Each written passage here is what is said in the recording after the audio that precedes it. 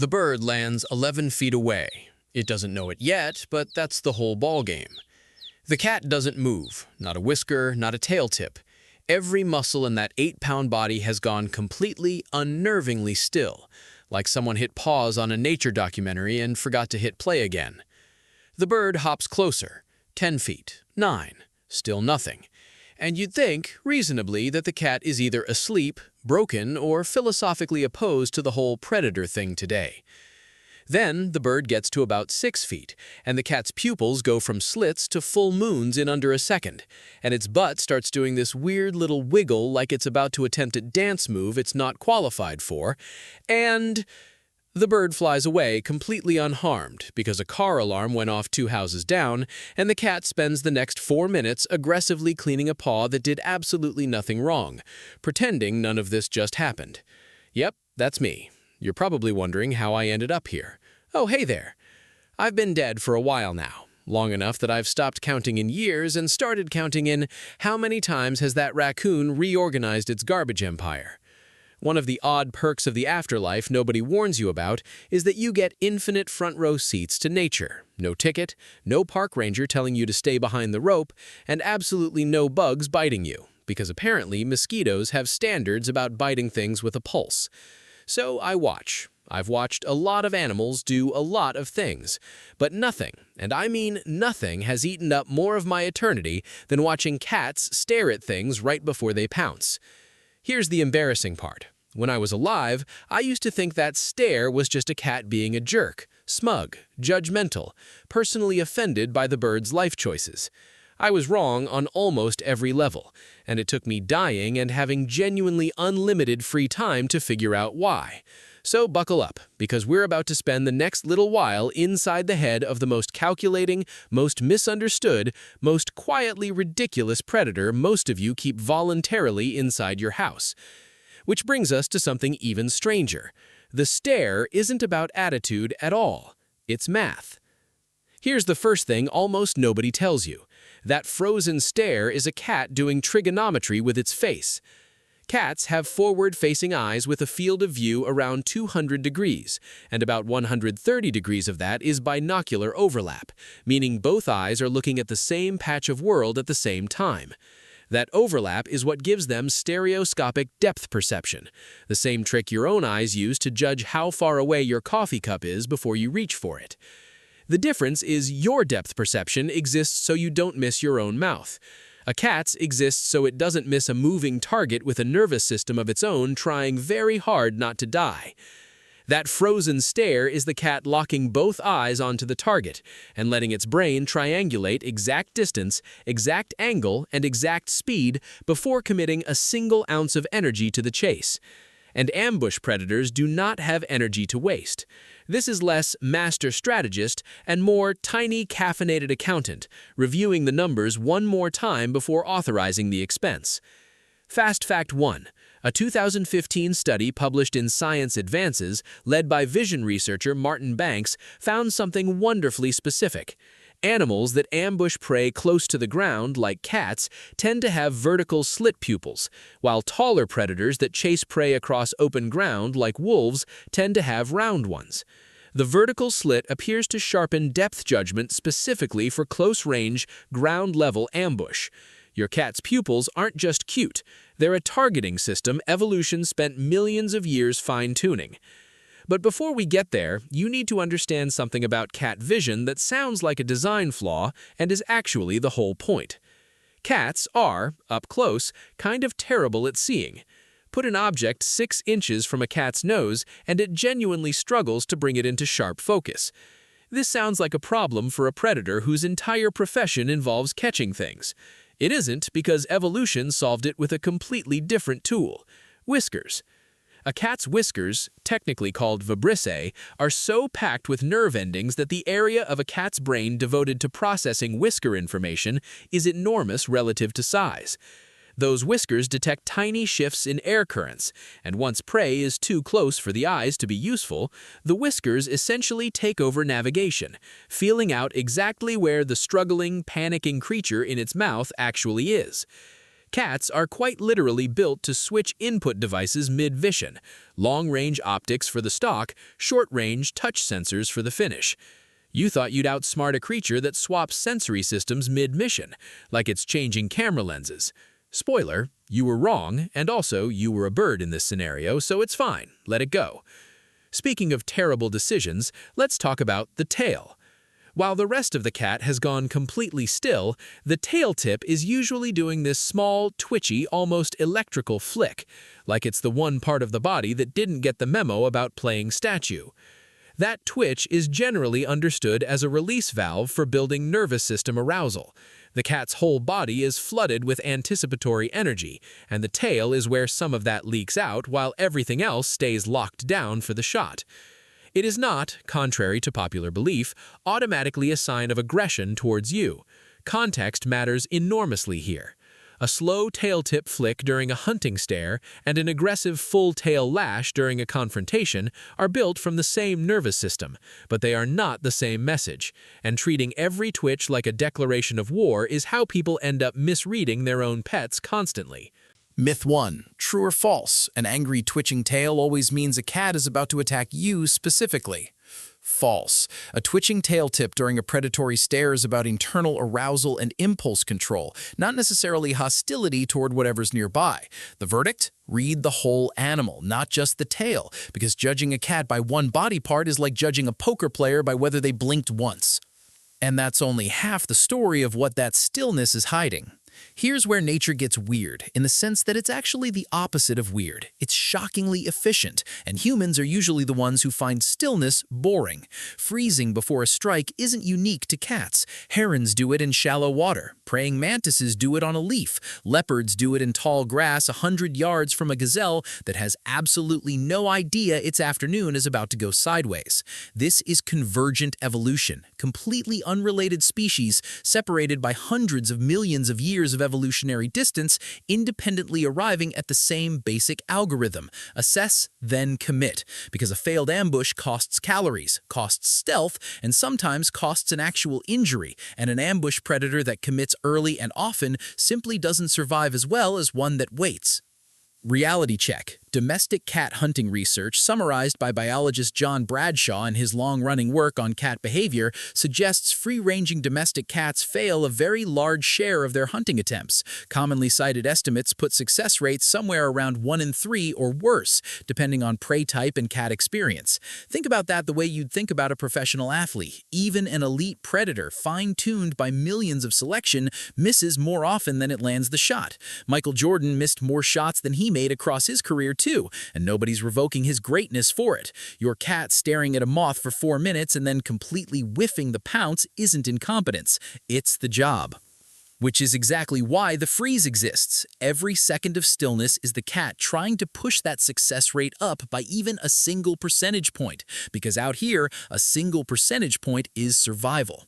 Now here's the part that gets people every single time. You've seen it, that weird little hip shimmy right before the pounce, like the cat suddenly remembered it left the stove on and needs a half second to process the anxiety before committing to the leap. Researchers don't have one universally agreed upon answer for the wiggle, and I want to be honest with you about that, because I refuse to be the kind of dead narrator who just makes stuff up to sound authoritative.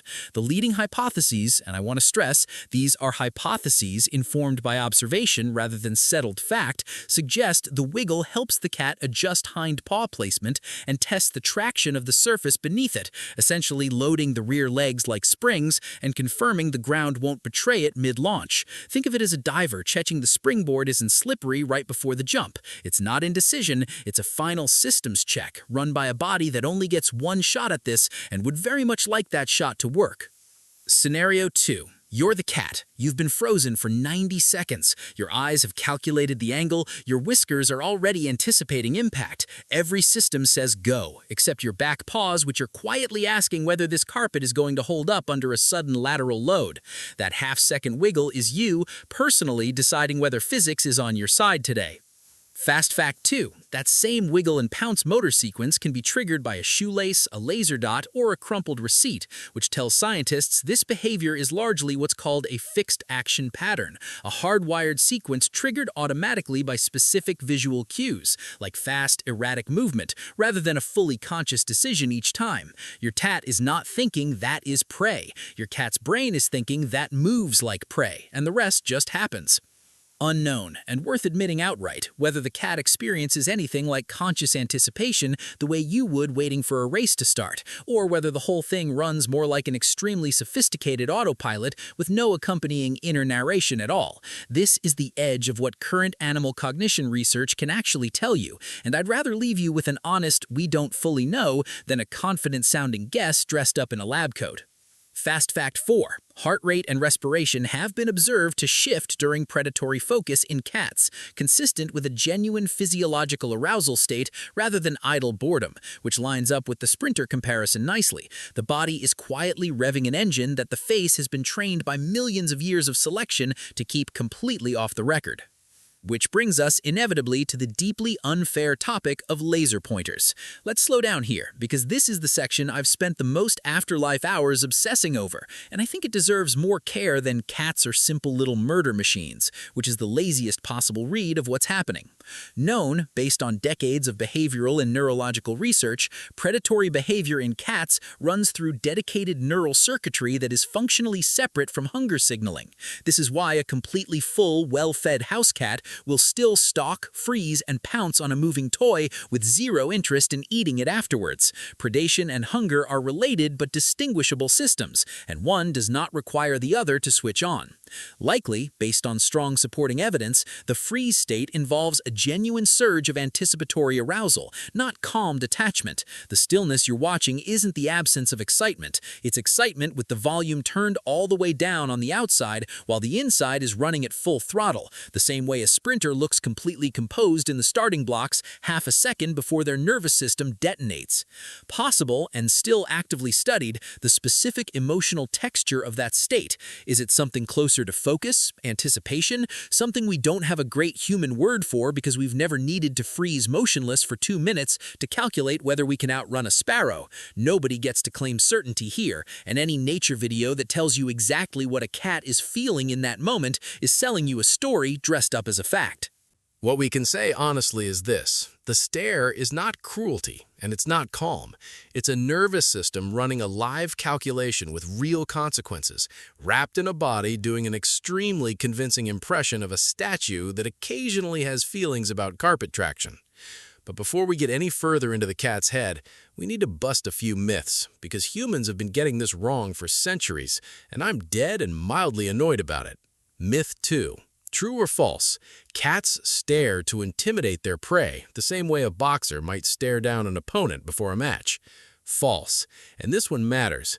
The stare isn't psychological warfare aimed at the prey animal. It's a data-gathering process aimed entirely inward, at the cat's own targeting system.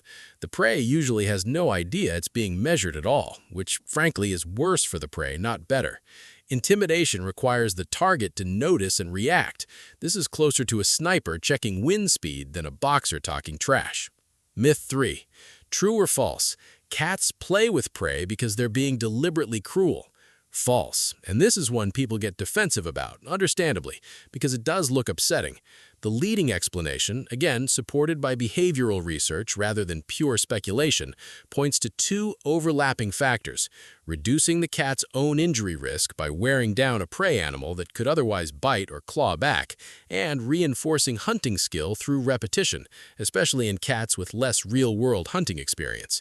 It's not enjoyment of suffering, it's risk management with a side of practice, which is a far less dramatic explanation than the internet usually gives it, but the honest one. Myth 4. True or false? Every cat stare means the cat definitely intends to kill whatever it's looking at. False, and the laser pointer proves it beautifully. A laser dot triggers the exact same stalk, freeze, wiggle, pounce sequence as a live mouse because it hits the same visual triggers: fast, small, erratic movement, despite being biologically nothing at all. cats have been documented getting genuinely frustrated by laser pointers specifically because the sequence never resolves. There's no capture, no kill bite, no completion, just an itch that never gets scratched, which, if you think about it, is a pretty relatable metaphor for a lot of modern human experiences involving glowing rectangles, but I'll let you sit with that one yourself. And that's only half the story, because once the pounce actually lands, an entirely different piece of engineering kicks in. Documentaries love the chase, they love the leap, they almost never spend real time on the single most precisely engineered part of the whole sequence, the kill bite. A cat's canine teeth are spaced at a specific distance from each other, and that spacing lines up remarkably well with the average gap between the cervical vertebrae of small rodents, their most common natural prey across evolutionary history. That alignment allows an experienced cat to deliver a bite precisely between two vertebrae, severing the spinal cord quickly rather than relying on brute force or a prolonged struggle. This is not a cat guessing. This is a physically evolved tool matched to a specific target anatomy, refined over an enormous span of time. Evolution breakdown. Ambush predators that specialize in small, fast prey benefit enormously from a fast, efficient kill, because every extra second of struggle is a second where the predator could get bitten, clawed, or simply lose the meal entirely to sheer chaos. A killing bite shaped by the exact geometry of a rodent's neck isn't overkill. It's the cheapest, safest way to end an encounter that could otherwise go badly for a creature roughly the size of a loaf of bread. Fast Fact 3. That famous jaw-chattering sound cats sometimes make while staring at birds through a window has a few competing explanations circulating in behavioral research, one being an instinctive echo of the killing bite motion itself, another framing it as a sign of predatory frustration when the prey is visible but unreachable. Nobody's fully settled the debate. I'm not going to pretend they have, because half the fun of studying animals, honestly, is admitting when the science hasn't finished the sentence yet. Which brings us to something almost nobody thinks about: how much of this is even learned versus just built in from birth. Here's something that used to genuinely blow my mind back when I still had a mind capable of being blown in the traditional sense. The exact same low crouch, the same frozen stare, the same twitchy tail, the same hip wiggle, you can watch a lion do it in tall Serengeti grass, a leopard do it along a riverbank, a tiger do it in dense reed cover, and it is structurally the same behavioral program running on a much larger operating budget. Different scale, same source code. There's one glorious exception, and it's the cheetah, because nature loves nothing more than an animal that broke its family's rulebook. Cheetahs traded stealth for raw speed. They're built lighter, leaner, with a spine that flexes like a leaf spring, and a body plan optimized for a flat-out sprint rather than a patient ambush. A cheetah still stalks to close some distance, but it commits earlier and relies far less on the extended motionless freeze that defines your average house cat's whole personality. It's the family member who skipped the wait and calculate seminar and went straight to just run really, really fast and hope the math works out. Evolution breakdown. Body size and habitat shape which strategy wins. Dense cover rewards patience, concealment, and a devastating close-range strike. That's your lion, leopard, tiger, and yes, your house cat behind the couch. Open ground with nowhere to hide rewards raw acceleration instead. That's the cheetah's entire evolutionary bet. Your living room cat, stalking a sock across open hardwood floor with zero cover whatsoever, is technically using the wrong strategy for the terrain, and doing it anyway, because 8,000 years of domestication hasn't managed to update that particular piece of software. Fast Fact 5. Lions, unlike most cats, frequently hunt cooperatively using coordinated positioning where some lionesses drive prey directly toward others waiting in ambush, a level of team-based strategy that would be genuinely impressive in an office setting and considerably more effective than most actual office teams I observed while alive. And that's only half the story, because for as much as the big cats get all the documentary glory, it's worth circling back to how strange it is that this exact program is running at a fraction of the scale on the animal currently asleep on somebody's keyboard right now. Part 9 3/4, Scenario Drop from the Other Side. You're a house mouse. You've made a small, reasonably successful life for yourself behind a wall, and tonight you've made the catastrophic decision to cross open kitchen tile to reach a dropped cracker crumb. You don't see the cat. The cat has already seen you for the last 4 seconds, has already run the depth calculation, has already decided the wiggle is happening in approximately 1.5 more seconds, and you are, functionally, a NASA landing sequence away from a very bad night. You take 1 step forward, nothing happens. You take another, still nothing. This is the worst possible sign, and you have no way of knowing that, because from your side of this encounter, stillness has always meant safety. It doesn't this time. Field check. Studies of small rodent anti-predator behavior consistently show that prey species rely heavily on detecting movement and sudden changes in a predator's posture, which is exactly why an ambush predator's entire strategy is built around denying its target both. No movement to detect, no posture change to notice, just distance quietly closing 1 calculated inch at a time. Now, here's the part that gets people every single time. Here's a genuinely wild wrinkle. Kittens display stalking, pouncing, and pawing behavior extremely early, often while play fighting with littermates, well before they've ever hunted real prey. That tells researchers a huge chunk of this behavior is innate, hardwired, not taught from scratch. But, and this matters, kittens raised without the chance to practice through play, particularly orphaned or heavily isolated kittens, often show less efficient, less coordinated hunting behavior later on. The instinct is the operating system. The play is the software update that makes it actually run smoothly. Behavior breakdown. Watch 2 kittens wrestling and you're not watching random chaos. You're watching 2 tiny predators drilling the exact stare, stalk, pounce, bite sequence they'll use for the rest of their lives, just with significantly lower stakes and significantly more falling off of furniture. Unexpected exception. Not every cat follows this pattern identically. Individual hunting style varies noticeably based on early experience, personality, and even the specific prey species available in a given territory. Some cats specialize heavily in one type of prey and get noticeably better at that specific ambush geometry while being comparatively clumsy against anything unfamiliar. Even a fixed action pattern has room for a personal style, which is either deeply reassuring or deeply unsettling depending on how you feel about the idea of specialized murder hobbies. And now, because I promised no naked numbers in this script, let's actually put a real scale on how much this stare and pounce sequence adds up to across an entire population. A widely cited 2013 study published in Nature Communications, led by researchers Scott Loss, Tom Will, and Peter Mera, estimated that free-ranging domestic cats in the United States kill somewhere between roughly 1.3 and 4 billion birds annually, along with an estimated 6 to 22 billion mammals, mostly small rodents. Let's make that mean something instead of just floating there as a scary headline number.